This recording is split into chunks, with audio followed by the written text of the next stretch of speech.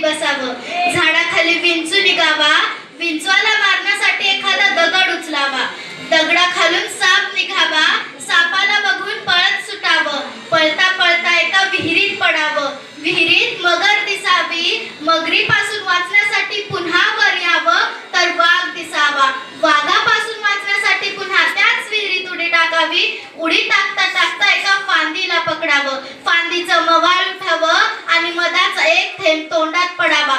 याचप्रमाणे छत्रपती शिवाजी महाराजांनी हिंदवी स्वराज्य स्थापन केले. परम पवित्र माझ्या या मातृभूमीला नमस्कार. सन्मान्य व्यासपीठ व येथे जमलेल्या रसिक प्रेक्षको, मी श्रेया नेताजी गायकवाड आज तुमच्या समोर एका अशा महान व्यक्तीबद्दल बोलणार आहे ज्याचा मला तुम्हालाच नाही तर संपूर्ण देशाला जगाला अभिमान आहे. प्रति प्रचंड लेखे वर्दी विष्णू स्ववंदिता, शाहू सुनो शिवशस्त्रा मुद्रा भद्राय राजते. मुजरा शिवाजी राजेंना, अहो मुजरा शिवाजी राजेंना त्या रयतेच्या राजा